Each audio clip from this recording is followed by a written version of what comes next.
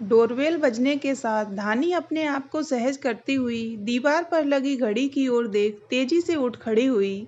सुबह के 8 बज चुके थे। उसे और सुधीर को 9:30 बजे ऑफिस के लिए निकलना था। धानी अपने बालों का जूड़ा बनाती हुई दरवाजे की ओर बढ़ी।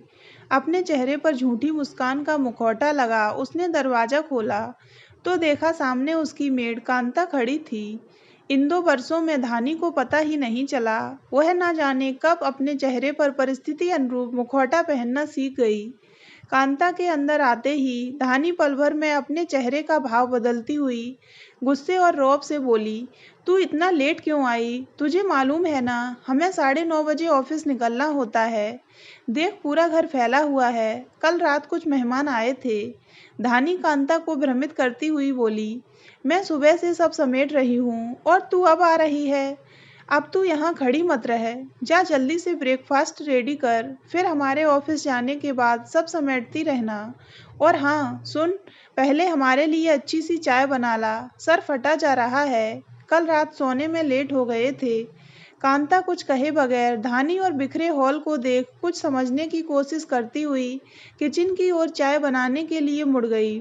बिखरा हुआ हॉल, फर्श पर पड़े ढेर सारे सिगरेट के टुकड़े, वाइन की बोतल और केवल एक गिलास कुछ और ही कहानी बयां कर रहे थे। शायद कल रात घर पर कोई आया ही नहीं था, बात कुछ और थी और धानी कुछ और ही कहानी बना रही थी। सुधीर और धानी दोनों ही मुखौटा बदलने में माहिर थे।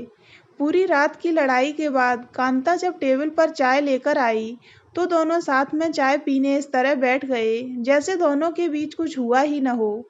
यह प्यार था, दिखावा था, सामाजिक दबाव या घर के बाहर यदि बात गई तो लोग क्या कहेंगे का डर। जो भी हो, दोनों इकट्ठे बैठकर चाय पीने के पश्चात ऑफिस के लिए रेडी हो अपने अपने ऑफिस की ओर चल पड़े। कार ड्राइव करते हुए धानी बुदबुदाई, अब वह सुधीर के साथ नहीं रहेगी। वह सेल्फ डिपेंड है, उसे किसी की जरूरत नहीं। वह सुधीर से डाइवोर्स ले लेगी। फिर अगले ही पल धानी अपने आप को समझाते हुए बोली, नहीं नहीं, वह ऐसा कुछ नहीं करेगी। यदि उसने ऐसा किया तो पापा यह सदमा बर्दाश्त नहीं कर पाएंगे। उसकी छोटी बहन की शादी पर भी इसका प्रभाव पड़ेगा और सबसे मुख्य बात, वह सुधीर को अपने आप से ज़्यादा प्यार करती है। वह ऐसा नहीं कर सकती। अचानक सिग्नल पर पहुंच रेड सिग्नल देख धानी जोर से ब्रेक लगाती हुई अपने चिंतन से बाहर आई। सिग्नल पार करने के पश्चात और थोड़ी दूर ड्राइव करने के बाद धानी पुनः अपने विचारों में खोने लगी। कल रात सुधीर की कही बातें वह भूल नहीं पा रही थी। वह सोचने लगी, सुधीर हर बार कुछ ऐसा कहता या करता है जिससे उसका दिल द्रवित हो उठता है। अब कल की ही बात है, धानी नहीं चाहती थी सुधीर के संग वह आशीष की पत्नी शिखा की बर्थडे पार्टी पर जाए, लेकिन सुधीर जिद करके धानी को अपने साथ ले गया और पार्टी में पहुंचते ही सुधीर उसे छोड़ अपने दोस्तों में व्यस्त हो गया। साथ ही साथ सुधीर शिखा के साथ क्लोज और फ्रेंडली भी होने लगा। धानी को सुधीर का शिखा के साथ यूं क्लोज और फ्रेंडली होना बिल्कुल भी अच्छा नहीं लग रहा था। वैसे तो उसे सुधीर का इस प्रकार किसी भी महिला के संग जरूरत से ज्यादा मिलनसार होना तनिक भी पसंद नहीं था। धानी यह सब देख अंदर ही अंदर पूरी पार्टी में कुटती रही, लेकिन उसके चेहरे में एक सिकन भी ना थी। कोई उसे देख इस बात का अंदाजा न लगा सका कि वह भीतर से ईर्ष्या की आग में जल रही है, क्योंकि धानी तो अपने चेहरे के भावों को छुपाने में अब माहिर थी।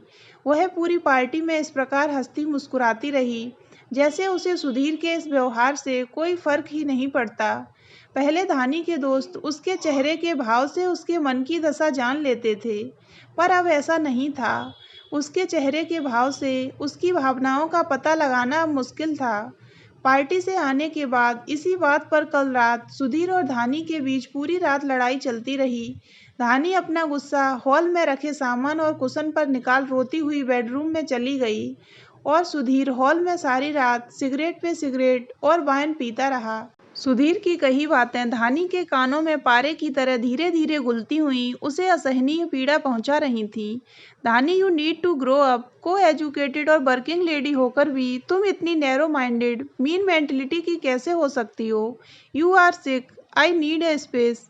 सुधीर और धानी के बीच इन 2 सालों में न जाने इस प्रकार के कितने ही झगड़े होते रहे हैं। धानी सुबह तक यह सोचती रही, क्या वाकई वो नैरो माइंडेड, मीन मेंटलिटी और सिख है? वो इन सवालों के जवाब अपनी दादी, बड़ी मम्मी, चाची और माँ की कही बातों में तलाशने लगी, जो हर वक्त घर की सभी लड़कियों को हिदायत देती हुई कहा करती थीं, पुरुष और स्त्री के बीच एक पर्दा और मर्यादा का होना बहुत जरूरी है।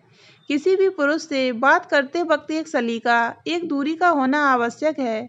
यहाँ तक कि उन्हें अपने ही घर में अपने पापा, ताऊ, चाचा और अपने हमउम्र भाइयों से भी एक दूरी रखने की समझाइश दी जाती थी। मन में चल रही उलझन की गुत्थी को सुलझाने और समझाने की कोशिश करती हुई धानी ऑफिस पहुंची। कार पार्किंग में कार पार्क करती हुई उसने अपने चेहरे पर झूठी मुस्कान के साथ आनंद के अभिवादन का जवाब दिया, जो धानी को दूर से ही देख हाथ हिलाता हुआ बोला, हाय धानी, गुड मॉर्निंग। आनंद भी हमेशा धानी के साथ नज़दीकियां बढ़ाने की कोशिश में लगा रहता है, लेकिन धानी उसके साथ केवल औपचारिक व्यवहार ही रखती आई थी। धानी अपनी डेस्क पर पहुंच अपने कामों में लग गई।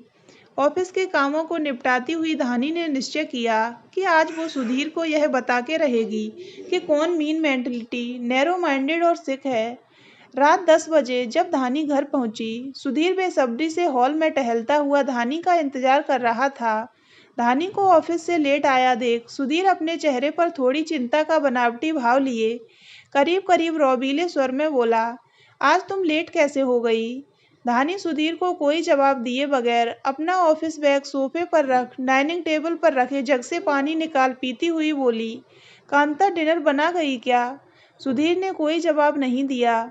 सुधीर ने दोबारा धानी से सवाल किया, तुमने बताया नहीं, तुम आज लेट कैसे हो गई? धानी मुस्कुराती हुई बोली, ऑफिस के बाद आज मैं आनंद के साथ कॉफी शॉप चली गई थी, जैसे तुम चले जाते हो कभी कभी अपनी कलीग सिंधु के साथ। धानी के इतना कहते ही सुधीर का पुरुषत्व जाग उठा, उसके अहम को ठेस पहुंची और वह धानी पर चिल्लाता हुआ कहने लगा, तुम्हें शर्म नहीं आती? घर के मान सम्मान और अपनी मर्यादा का भी तुम्हें ख्याल नहीं?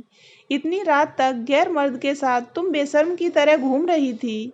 धानी सुधीर की बातें सुन अपने होठों पर मुस्कान लाती हुई बोली, जस्ट चिल यार, तुम नैरो माइंडेड नहीं हो, फिर इतना गुस्सा क्यों? कह धानी बेडरूम की ओर मुड़ गई। सुधीर निशब्द खड़ा धानी को देखता रहा और धानी मन ही मन यह सोचने लगी, असल मायने में नैरो माइंडेड कौन है? सच्चाई तो यह थी कि वह अभी अपनी फ्रेंड रूही के घर से लौटी थी। आनंद के साथ तो वह कॉफ़ी शॉप गई ही नहीं थी। तो दोस्तों, अगर आपको ये कहानी अच्छी लगी हो तो वीडियो को लाइक करें और ऐसी ही अन्य कहानियाँ सुनने के लिए हमारे चैनल को सब्सक्राइब अवश्य करें।